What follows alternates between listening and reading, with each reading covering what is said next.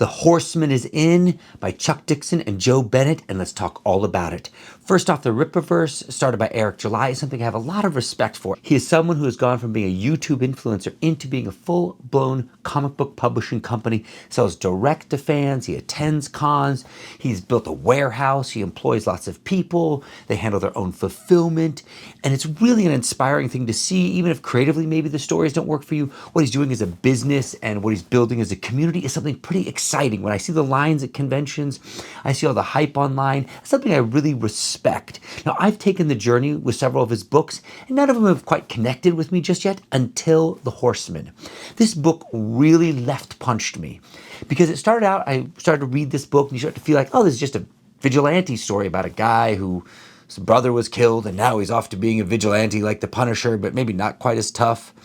But really, just after the first few pages, it takes this dark turn and you realize this is a guy who's former ex-military, brother's been killed by criminals. He's now taking care of his sister-in-law and nephew. He's trying to be a good example to them. But he's now going out in this vigilante method, except he's a little lost and confused. He's killing guys. He's making enemies with all the wrong people. He's stealing money from the people he's killing. And what he's realizing is he can't pay the rent. His sister-in-law and nephew are in trouble. Then the violence escalates and they start to come hunting them. He has to move them to a new city and lie to them. So it's this really duplicitous character who's struggling to be this hero that he was in the military, but in the real world. But it's then has all these false relationships, and then ultimately these dirty cops get in on what he's doing, and they have to take a cut of the money he's stealing from these criminals. So it starts out as like, I'm a vigilante protecting people, to now it's like, no, it's actually, this is kind of like my 9-to-5 job. Like I have to beat up criminals, take their money so I can feed myself and my nephew.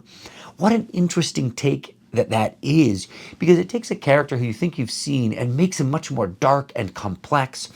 Then the violence he gets involved with escalates dramatically. He starts killing some of the wrong people. They start coming after him. Things get wildly out of control. There's collateral damage and all the things that become with extreme violence.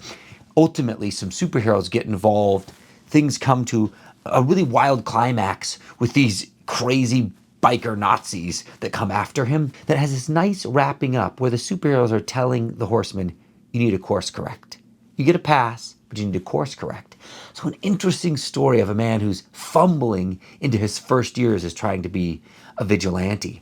So it gave me quite a roller coaster feeling of, ah, man, this is just normal tropes to, whoa, this is deeper to, I'm glued to the page to quite an ending. Love this book here.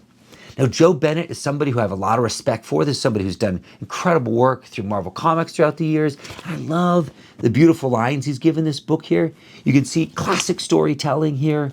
Great pencil work here. The colors are vibrant and bright. Sort of traditional comic book, I guess, as you would say. It really serves this story because it's almost like this left hook. You think you're going down the middle, and then it takes a dark turn.